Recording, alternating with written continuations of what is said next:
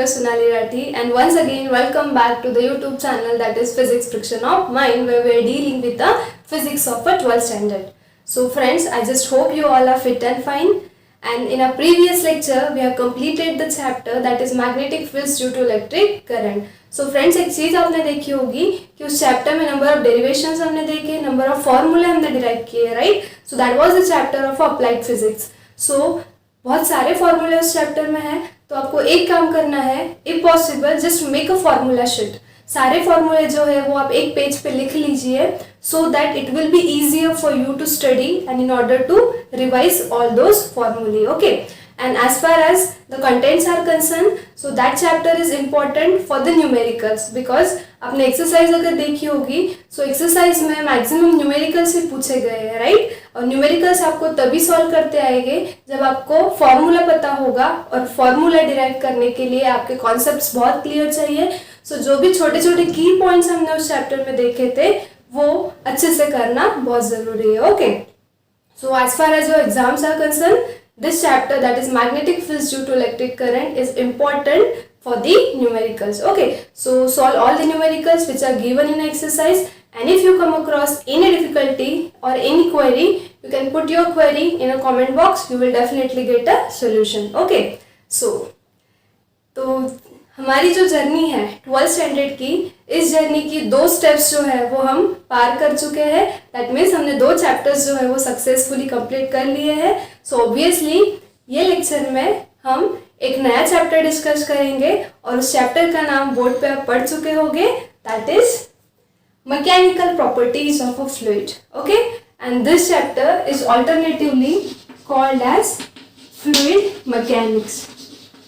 So in new textbook this name is given, that is mechanical properties of a fluids, but this is also called as a fluid mechanics. Okay, so सबसे पहला job जो हम करते हैं कि हम heading का ही meaning समझ लेते हैं, राइट. हम हर लेक्चर में यही करते हैं. तो सबसे पहले हम चैप्टर का मतलब क्या है, उसका मोटिव क्या है, उसमें कंटेंट्स क्या होंगे, ये डिस्कस करेंगे, इंट्रोडक्शन डिस्कस करेंगे, और उसके बाद हम इस चैप्टर में जो भी पॉइंट्स दिए हैं उनका पॉइंट वाइज डिस्कशन करेंगे. ओके, सो सबसे पहले हम फ्लूइड मैकेनिक्स का मीनिंग समझ लेते हैं, ठीक है. अब इस वर्ड को भी, फ्लूइड मैकेनिक्स मतलब ही mechanical properties of fluids. Okay, अब इस वर्ड्स को भी हम वर्ड वाइज डिस्कस करेंगे.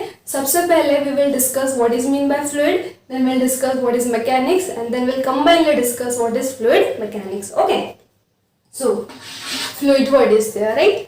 So you know that we use a number of fluids in our daily life, so we are much familiar with the fluid, right. And if I ask you that what is mean by fluid, then you can easily say that the one which has the ability to flow, we call it as a fluid. कोई भी substance जिसे flow होने की ability है, जो flow हो सकता है, उसे हम फ्लूइड कहते हैं, राइट. सो फ्लूइड मतलब क्या, ये बहुत सिंपल है कि the substance which has the ability to flow or which shows the ability to flow, we call it as a fluid, right. But ये जो word है, this plays a very important role. Flow means what? So flow means what? ये अगर हमने अच्छे से समझ लिया तो हमें फ्लूइड का एग्जैक्ट मीनिंग समझ में आएगा. आपने 9th-10th में भी फ्लूइड स्टडी किया होगा, तब आपने यही डेफिनेशन देखी होगी फ्लूइड की, that one which has the ability to flow, we call it as a fluid. Okay, but हमें पता है कि हमें यहाँ 9th-10th का नहीं, तो हमें यहाँ 11th-12th का साइंस डिस्कस करना है, हमें यहाँ 11th-12th का फिजिक्स डिस्कस करना है. सो हमें 1 स्टेप अहेड जाके इन सारी चीज़ों को डिटेल डेप्थ में जाके डिस्कस करना है, ठीक है. सो हम फ्लूइड मतलब क्या, ये अच्छे से समझ लेते हैं. सो एक चीज़ तो आपको पता है, जो भी फ्लो होगा उसे हम फ्लूइड कहते हैं. Okay, but now question arises, what is mean by flow exactly, right. So आपको ये भी पता है, बताने की ज़रूरत नहीं है कि लिक्विड्स और गैसेस को कंबाइनली हम फ्लूइड कहते हैं, ये भी हमें पता है. पर अगर लिक्विड और गैसेस फ्लूइड है, जो फ्लो हो सकते हैं, जिन्हें हम फ्लूइड्स कहते हैं, तो सॉलिड इनसे डिफर करता है. सो किस बेसिस पे हमने लिक्विड और गैसेस को फ्लूइड कहा, और किस बेसिस पे हम ये कहते हैं कि सॉलिड फ्लो नहीं होता है, ठीक है. तो ये सब हमें डिस्कस करना है. सो सी, सपोज ये एक सॉलिड है. Okay, suppose this is a solid. अब क्या होगा, और ये सपोज एक ग्राउंड सरफेस है. इस लेक्चर में इस टॉपिक का हम सिर्फ इंट्रोडक्शन और बेसिक पार्ट डिस्कस करेंगे, ठीक है। नेक्स्ट लेक्चर्स में जो भी कंटेंट्स हमारे चैप्टर में दिए हैं उनका हम पॉइंट वाइज डिस्कशन करेंगे, बट इंट्रोडक्शन अगर आपका क्लियर होगा सो सारी चीज़ें आपको ग्रास्प करने में इजी जाएगी। ओके, सो सपोज ये एक सरफेस है, इसके ऊपर हमने क्या किया, एक सॉलिड सरफेस रखा है। एक suppose this is a solid cube. Okay, so this is solid cube. Okay, and suppose there is some container. Suppose this is one container in which a liquid is there. Okay, so एक solid हमने लिया और एक container लिया जिसमें हमने liquid pour किया है. Okay, अब क्या होगा? When you will apply a force on this solid, जब आप इस solid पे force apply करोगे, so क्या होगा? After the application of force, that solid will be displaces. अब solid displace हो रहा है, मतलब क्या हो रहा है? Move हो रहा है. अब solid भी move होता है. So why don't we call this solid as a fluid? Why we are calling only liquid and gas as a fluid? That is the question. Because solid is also moving after the application of the external force, right? So this also moves. Now see here. This is a container which consists of a liquid. Okay. And suppose you have applied a force on this container. Okay. अब जब आप इस container पे force apply करोगे तो क्या होगा? ये जो container है, क्या पॉसिबिलिटी क्या है कि एक तो पूरा टिल्ट हो जाएगा, या फिर अगर स्लैंटिंग पोजीशन में भी अगर ये रहता है, या फिर ये क्या होगा, it will be like this, ये ऐसे डिस्प्लेस हो जाएगा. अब डिस्प्लेस होने के बाद क्या होगा कि ये जो लिक्विड इसके अंदर था और वाटर हम कंसिडर करते हैं, this water will now start to flow like this. ये ऐसे वो फ्लो होना स्टार्ट करेगा इस सरफेस पे, राइट. अब फोर्स अप्लाई करने के बाद लिक्विड भी क्या हो रहा है, मूव हो रहा है.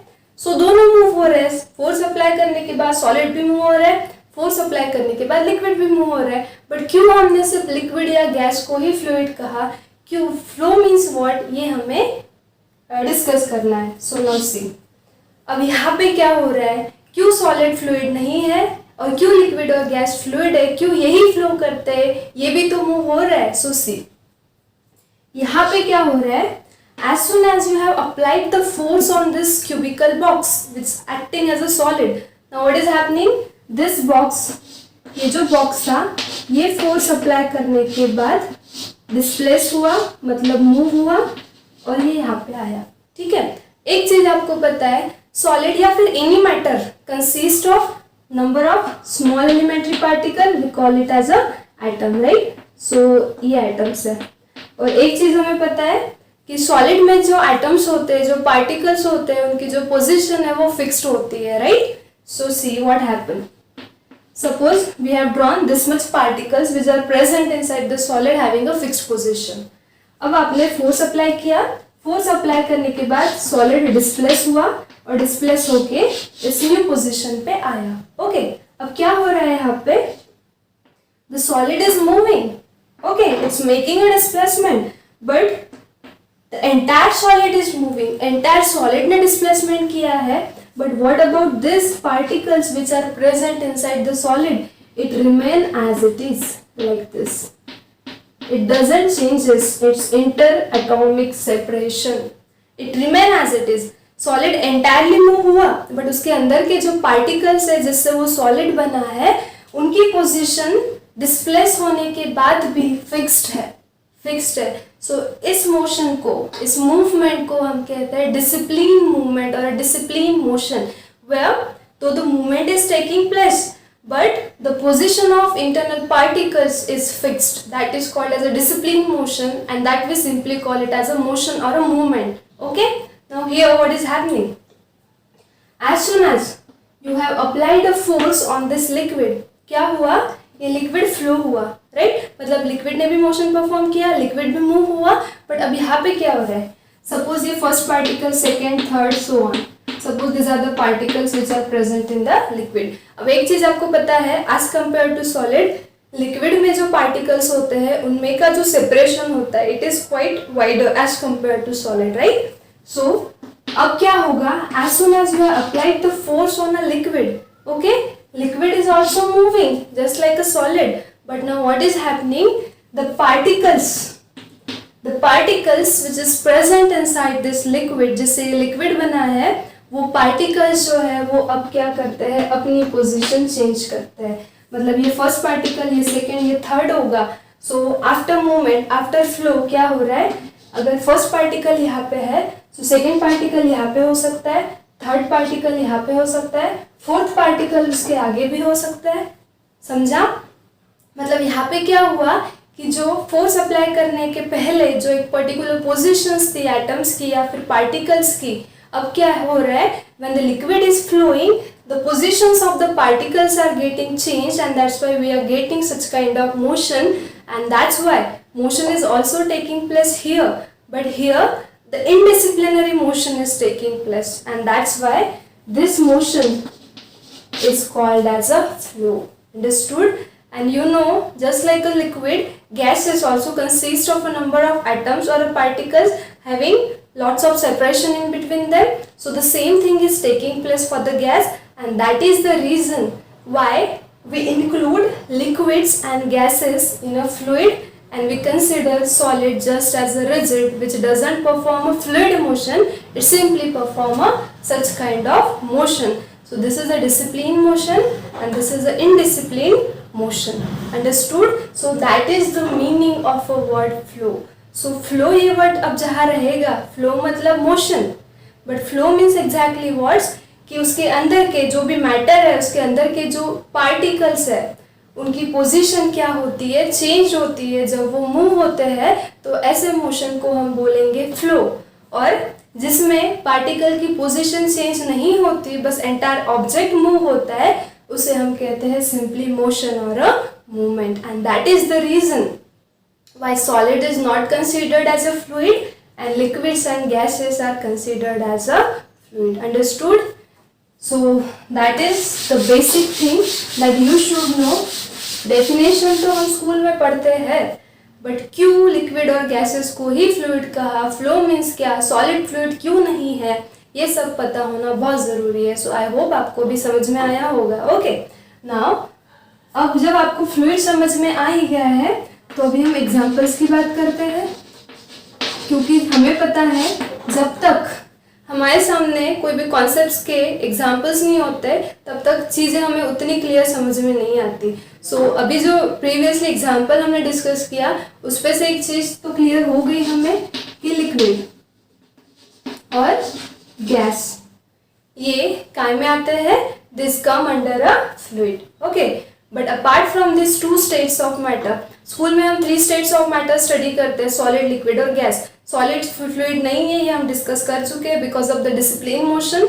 Okay, liquid and gas performs the motion in which the particles are indiscipline and that's how it come under a fluid. Okay, apart from this the next example of a fluid is plasma.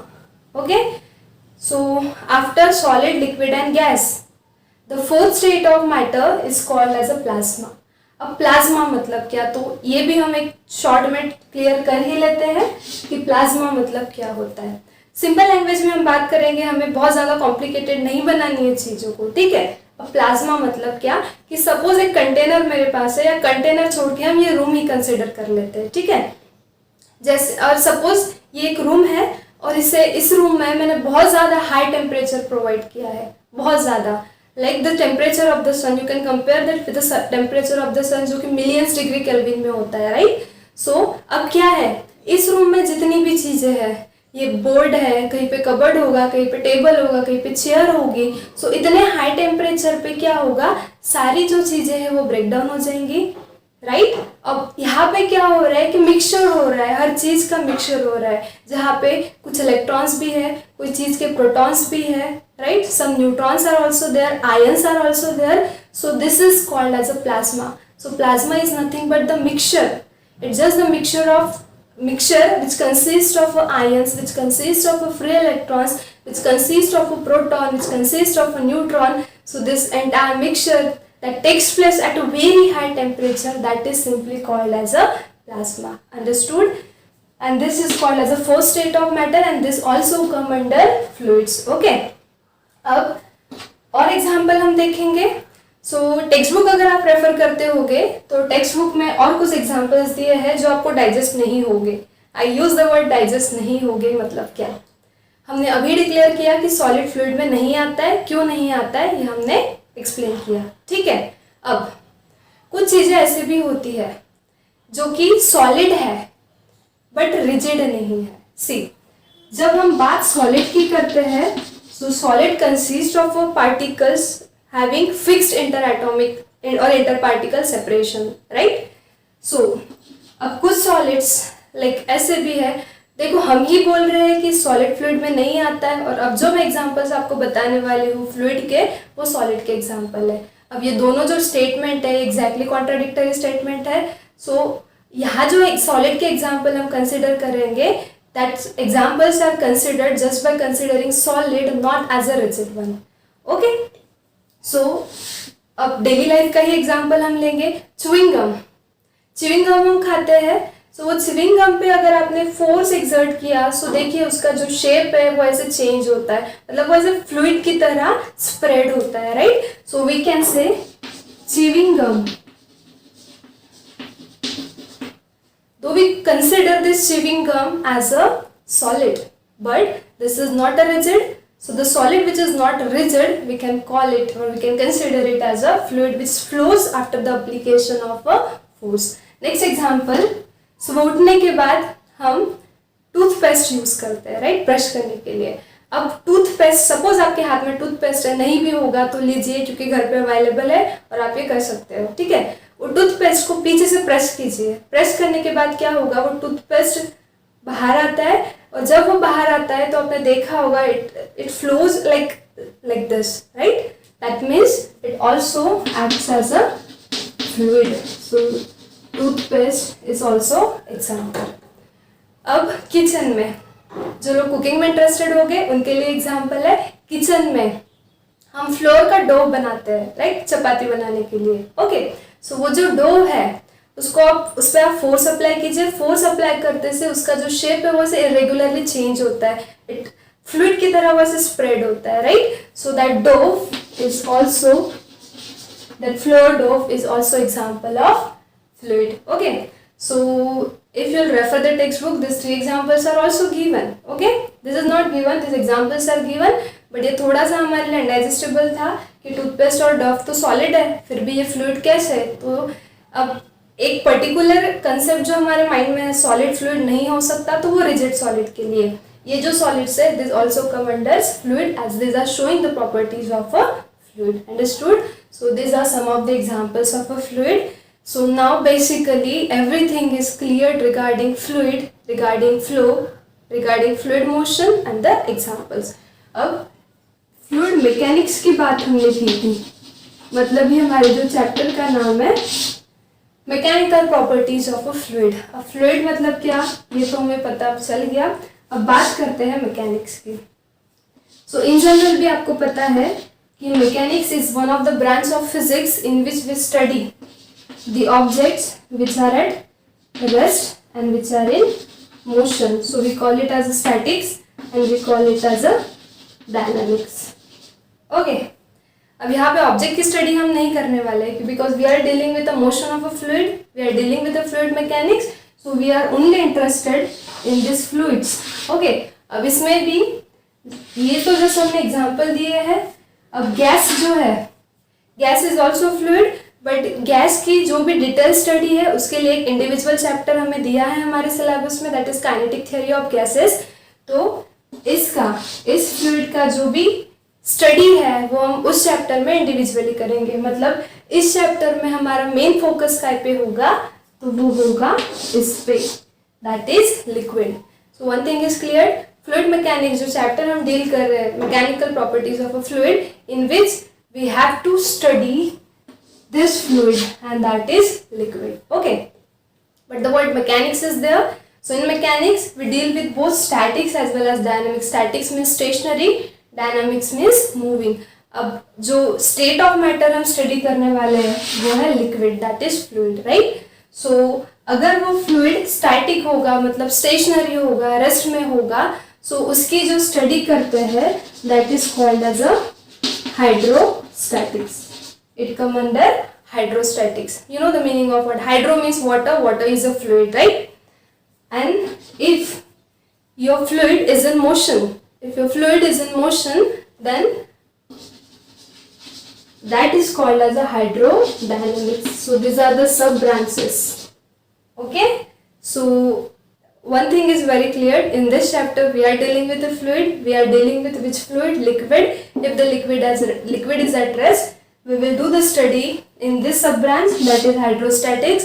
If the liquid is in motion, we will do the study in this sub branch, that is hydrodynamics. Okay, अब तीसरा, ये जो fluid है, that is liquid, it shows one important property and that is called as surface tension.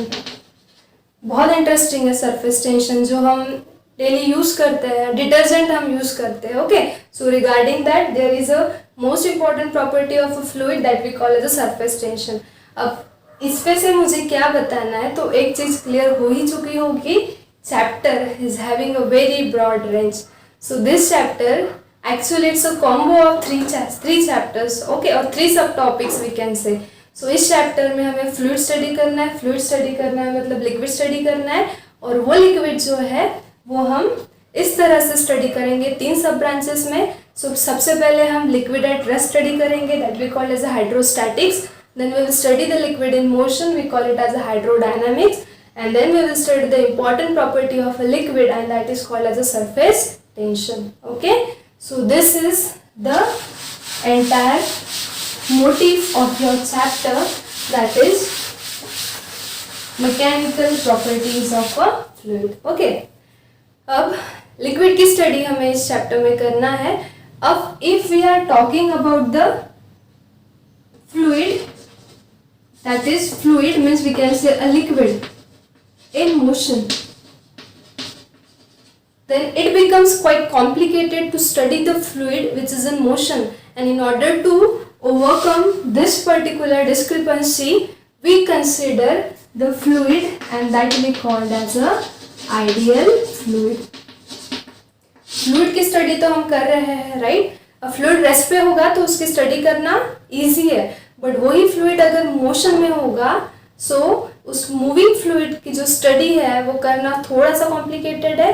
और इस complicated चीज़ को easy बनाने के लिए जो फ्लूइड हम कंसिडर करेंगे, वो कौन सा फ्लूइड हम कंसिडर करेंगे? We will consider ideal fluid. क्योंकि फिजिक्स में एक स्ट्रैटेजी आपको पता है, अगर चीज़ें कॉम्प्लिकेटेड होगी तो हम हमेशा आइडियल केस कंसिडर करते हैं, राइट. सोलेनॉइड में भी हमने आइडियल सोलेनॉइड, आइडियल टोरॉइड देखा था. ओके, सो हम जो भी हमारे कॉन्सेप्ट्स वो पहले आइडियल पे अप्लाई करते हैं और उसके बाद हम उसे प्रैक्टिकली रिलेट करते हैं. ठीक है. So in order to avoid all the complications that are coming under the study of practical moving fluid, we will consider that fluid as an ideal fluid. Understood? And now we will discuss the properties of ideal fluid.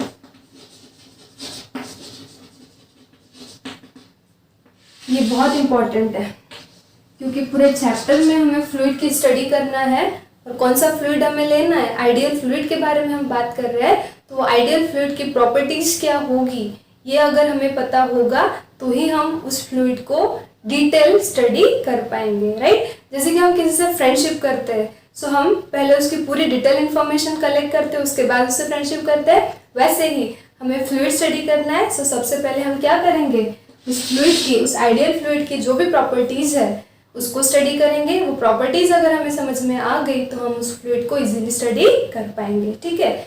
सो पहली property जो है ideal fluid की वो ये है, it is incompressible. Incompressible. अब incompressible मतलब क्या? कॉम्प्रेसिबल का ऑपोजिट इनकॉम्प्रेसिबल. कॉम्प्रेसिबल मतलब जो कॉम्प्रेस्ड होता है, फोर्स अप्लाई करने के बाद, प्रेशर अप्लाई करने के बाद अगर कोई चीज़ कॉम्प्रेस्ड हो रही है, so we call it as a compressible. अगर कॉम्प्रेस नहीं हो रही है, we call it as a incompressible. Okay. So जो पहली प्रॉपर्टी है हमारे आइडियल फ्लूइड की, वो ये है कि हमारा जो आइडियल फ्लूइड है जिसकी स्टडी हमें करना है, वो इनकॉम्प्रेसिबल है. ठीक है. अब इनकॉम्प्रेसिबल है मतलब क्या होगा, its density density of this fluid will be constant, will be constant, उसकी डेंसिटी कांस्टेंट रहेगी। अब ये अगर हमें रिलेट करना है कि I said the fluid is incompressible, incompressible है मतलब डेंसिटी कांस्टेंट है। सो ये कैसे प्रूफ करेंगे अपन? सपोज ये कंटेनर है, कंटेनर से बेटर फिर से हम कंसिडर करते हैं कि ये सिरिंज है और ये जो है हमारा यहाँ से पिस्टन है, ठीक है, ये एक पिस्टन है, यहाँ पे है हमारा फ्लूइड।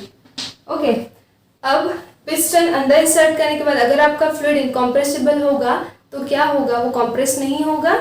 अब डेंसिटी का जो फॉर्मूला है हमारा वो है मास अपॉन वॉल्यूम। अगर लिक्विड इनकम्प्रेसिबल है तो वो कॉम्प्रेस ही नहीं हो रहा है, अगर वो कॉम्प्रेस नहीं हो रहा है तो उसका वॉल्यूम चेंज नहीं होगा।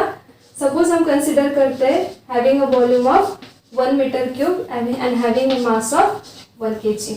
Okay, so just put the value 1/1, so density कितनी हो गई 1 kg पर मीटर क्यूब। ओके, अब हम कंसिडर करते हैं कि ये फिर से फ्लूइड है और यहाँ पे एक पिस्टन है with the help of which we have just compressed the fluid.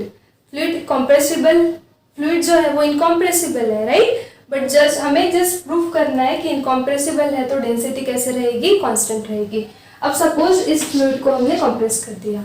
अब अगर इस फ्लूइड को हमने कंप्रेस कर दिया तो इसका वॉल्यूम क्या हो जाएगा, फ्लूइड कंप्रेस होने के बाद वॉल्यूम जो है वो कम हो जाएगा। सो वॉल्यूम फिर से डेंसिटी का जो फॉर्मूला है वो मास अपॉन वॉल्यूम।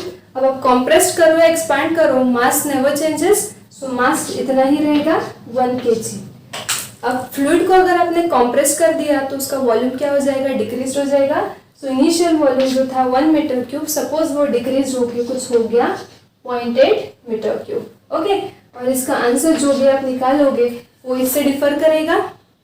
मतलब क्या, जैसे ही फ्लूइड कंप्रेस्ड हुआ उसकी डेंसिटी चेंज हो गई। और इसका ही मतलब क्या, अगर फ्लूइड कंप्रेस नहीं हुआ तो डेंसिटी कैसी है, constant. Understood? That is very important property of a ideal fluid, that its density always remains constant. Okay, so second property है आइडियल फ्लूइड की, इट इज इररोटेशनल, इट इज इररोटेशनल। अब इररोटेशनल मतलब क्या, it does not contain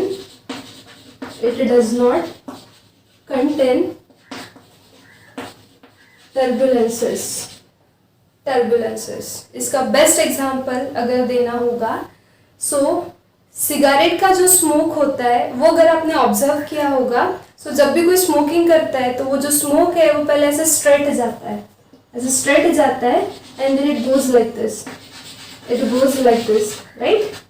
So this is called as a turbulence, this is called as a disturbance, or we can say this zigzag motion of a smoke or a fluid, we call it as a turbulence. Now your fluid is irrotational and that's why, that means it does not contain any turbulences. So this is a kind of irrotational fluid and this is a turbulence. Okay, so ideal fluid is irrotational. Okay, now next is it is non-viscous. This is very important property of a fluid, we call it as a viscosity. अब non-viscous मतलब क्या, ये तभी हमें पता होगा जब हमें viscosity मतलब क्या ये पता होगा। ठीक है, सिंपल है। मैकेनिक्स में आपको पता है कि कोई भी ऑब्जेक्ट जो है वो इनर्शिया ऑफर करता है। इनर्शिया मतलब क्या, अपोजिशन या फिर रेजिस्टेंस ऑफर करता है उसके ओरिजिनल स्टेट चेंज ना हो इसके लिए। ठीक है, in the similar way viscosity is just the opposition और the resistance offered by a fluid. Okay, so the resistance offered by a solid we call it as a inertia, not to change its state. Similarly the resistance offered by a fluid is called as a viscosity. ये viscosity point जो है वो हमें individually दिया है इस chapter में, वहाँ हम उसका डिटेल डिस्कशन करेंगे। सो विस्कोसिटी मतलब क्या, so it is just the opposition offered by a fluid to flow, is called as a viscosity. Simple है, कोई भी लिक्विड जितना थिक होगा, थिक उसकी विस्कोसिटी उतनी ज़्यादा होगी और वो जितना थीन होगा उसकी विस्कोसिटी उतनी कम होगी।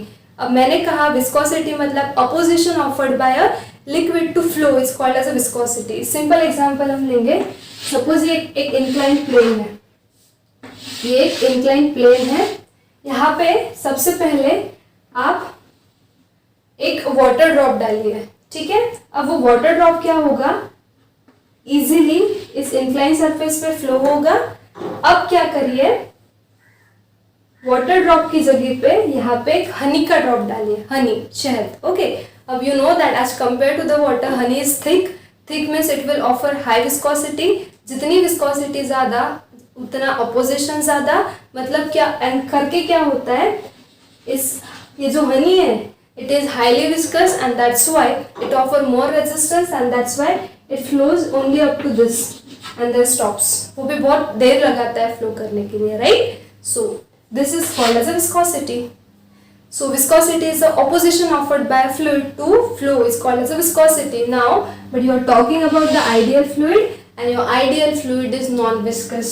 It is non-viscous in nature. That means it will not offer any kind of opposition to flow. Okay, so that is non-viscous. And the next property is, the very important property is its flow is steady. Its flow is steady means what? You know that if you are talking about the motion and if your object is moving with the same speed in for every equal interval of time, we call it as a steady or uniform motion. In a similar way, if velocity of fluid is constant if velocity of fluid is constant at any time, or we can say for all time interval, then we can say the flow of fluid is steady in nature. Understood? So these are four very important property of an ideal fluid, and this property will help us to understand all the concepts regarding fluid mechanics. Okay, so these are the properties of an ideal fluid.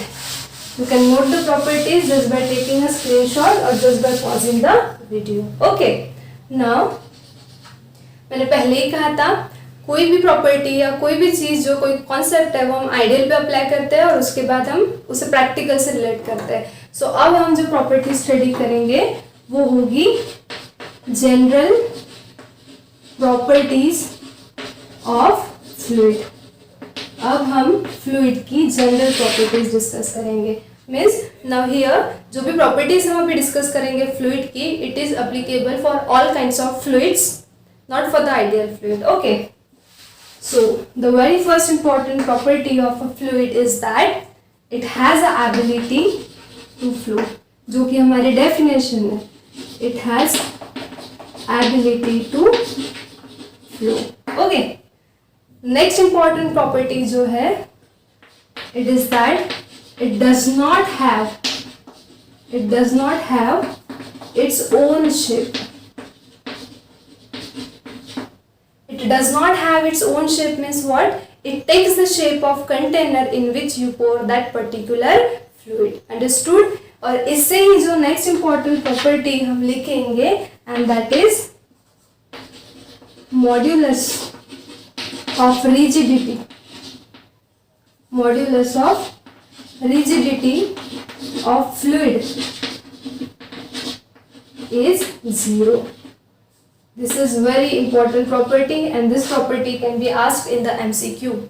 That modulus of rigidity of a fluid is 1, 0 and so on, infinity and so on. So अब सबसे पहला question तो यही है कि modulus of rigidity मतलब क्या।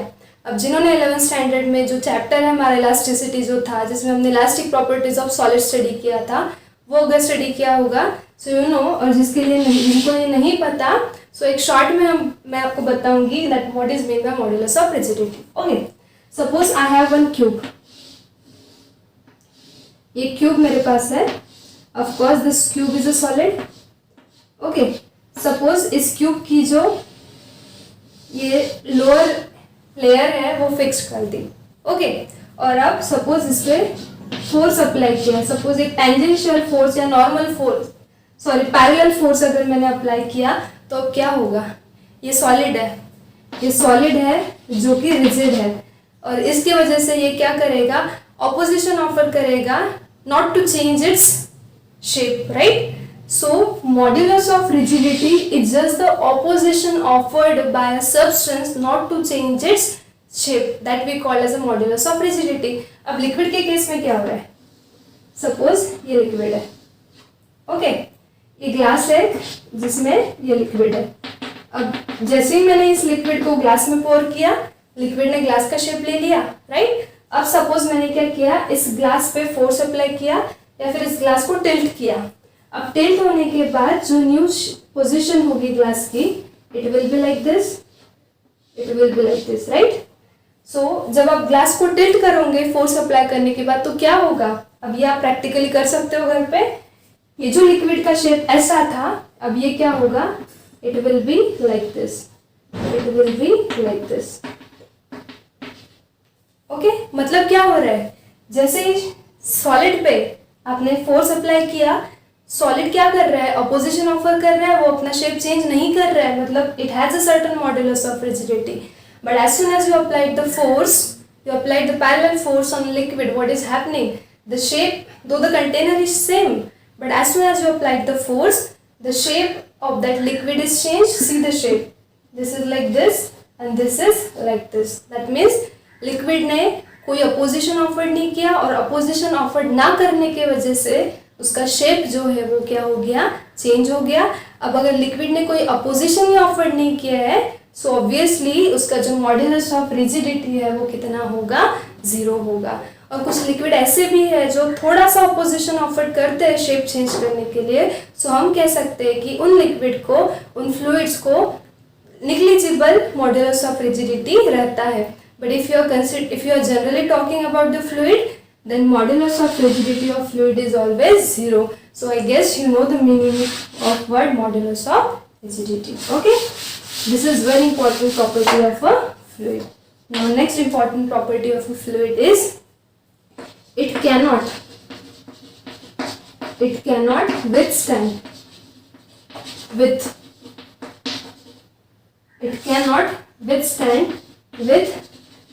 tangential force, and this is also called as shear stress. अब इसका मतलब क्या है, सो जो एग्जाम्पल प्रीवियसली मैंने बताया, सेम एग्जाम्पल एप्लीकेबल है कि अगर ये हमारे पास एक क्यूब है, इस क्यूब की लोअर लेयर अगर हमने फिक्स कर दी, और इस लेयर पे अगर हमने पैरेलल या फिर टेंजेंशियल फोर्स अगर लगाया, तो क्या होगा, ये जो सॉलिड है, ये जो रिजिड सॉलिड है, वो क्या करेगा, अपोजिशन ऑफर करेगा और अपना शेप चेंज नहीं करेगा. बट अगर आपके पास लिक्विड है, अगर आपके पास लिक्विड है, ये सपोज एक ग्लास है जिसमें लिक्विड है, अब इस ग्लास पे अगर आपने टेंजेंशियल फोर्स या पैरेलल फोर्स लगाया, तो क्या हो रहा है, दिस ग्लास और that liquid inside the glass changing its shape like this. Means what, after the application of this force, which is called as a tangential force or a shear stress, your solid is capable to withstand with this force, and that's why it's not changing its shape. But as you have applied this tangential force on liquid, what is happening, the shape of the liquid is getting changed, right? That means liquid does not withstand with this tangential force. So this is also important property of a fluid. And the next important property of a fluid is that it opposes normal or perpendicular force. Tangential force को वो oppose नहीं कर सकता, but normal force को वो oppose कर सकता है. अब इसका simple example फिर से वही है कि सपोज एक आधा कंटेनर है जिसमें क्या है, लिक्विड है, ठीक है. अब सपोज यहाँ पे एक पिस्टन है, ओके. अब अगर आपने ये पिस्टन इनसाइड इंसर्ट किया, सो क्या होता है, ये जो लिक्विड है, ये लिक्विड ऑपोजिशन ऑफर करेगा, और दैट्स वाई ये जो पिस्टन है वो इनसाइड इंसर्ट करने के लिए एफर्ट्स लेने पड़ेंगे, right. Why we are taking efforts, because when you will apply a force through this piston normally means ये जो फ्लूइड है इसके परपेंडिकुलरली जब आप फोर्स अप्लाई कर रहे हो बाय पिस्टन, क्यों ये अंदर इंसर्ट नहीं हो रहा है? क्योंकि इनसाइड लिक्विड जो है, इनसाइड फ्लूइड जो है वो क्या कर रहा है, इस अप्लाइड फोर्स को अपोज कर रहा है। अदरवाइज अगर अपोज नहीं करता था तो पिस्टन इजीली इंसर्ट होता था, बट ऐसा नहीं होता है। मतलब क्या कि अंदर का जो फ्लूइड है it is offering certain opposition and that's why the piston is not going inside. That means if you will apply a normal force on a fluid, then fluid opposes that normal force. But if you are applying tangential force or shear stress on a fluid, it does not or it cannot withstand with that tangential force. And the next property of a fluid is it undergoes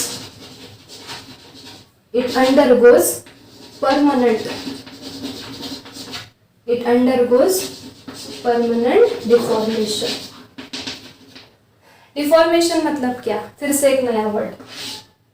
okay, so suppose एक आधा object अपने पास है, इस object पे आप force apply कीजिए, object क्या होगा, अपने शेप साइज चेंज, जो शेप और साइज है वो चेंज करेगा। अप्लाई किया हुआ फोर्स अगर हमने निकाल दिया, ऑब्जेक्ट फिर से जो अपना ओरिजिनल शेप है वो रिगेन करेगा, राइट। सो क्या हो रहा है, यहाँ पे ऑब्जेक्ट इलास्टिसिटी की प्रॉपर्टी शो कर रहा है। But suppose you have a certain object, इस पे आपने फोर्स अप्लाई किया, फोर्स अप्लाई करने के बाद सपोज ऑब्जेक्ट का शेप कुछ इस तरह से हो गया। अब अगर आपने फोर्स रिमूव भी कर दिया बट ऑब्जेक्ट अपना जो ओरिजिनल शेप है वो रिगेन नहीं कर रहा है, that means the object undergoes a permanent deformation after the application of the applied force.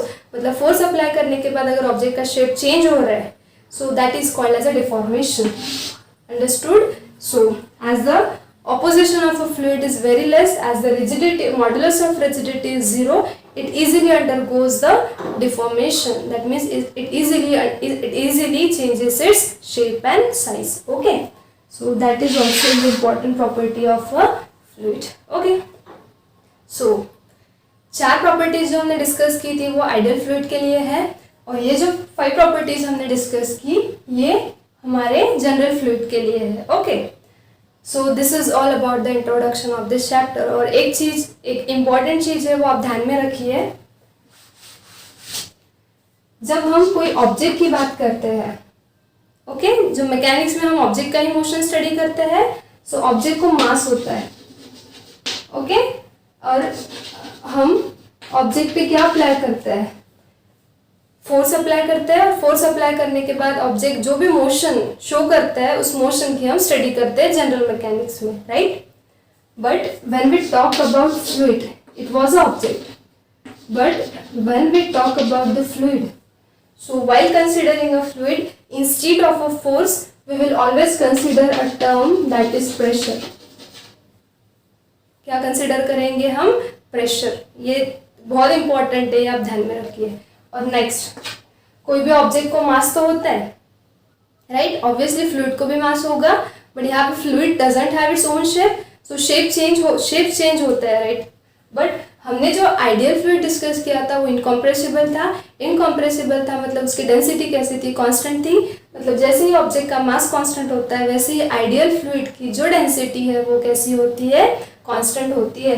और that's why in place of a mass we will study or we will always consider this term or this parameter of a fluid, that is density, as it remains constant for the incompressible fluid, and the next is pressure. Understood? So in general mechanics we deal with the mass and force, mass of the object and force acting on object, but in our fluid mechanics we will discuss or we will consider these terms, that is density of the fluid and pressure applied on a fluid. And regarding that, जो भी pressure fluid apply करेगा या fluid पे pressure apply करेगा तो क्या results हमें मिलेंगे, क्या इफेक्ट्स हमें मिलेंगे, वो ही हमें इस चैप्टर में क्या करना है? डिस्कस करना है। अंडरस्टूड? सो ऑब्वियसली अब जो नेक्स्ट टर्म हमारी रहेगी जिसे हम डिस्कस करेंगे वो क्या रहेगी? Pressure. Okay, so in the next lecture we will discuss this term of a fluid and that is pressure. Understood? So this is all basic regarding fluid mechanics. और जो भी चीज़ें हमने देखी, बहुत सारे न्यू वर्ड्स आपके लिए आए होंगे, incompressible, rotational, this deformation, this modulus of rigidity, that shear stress, okay, what's new है।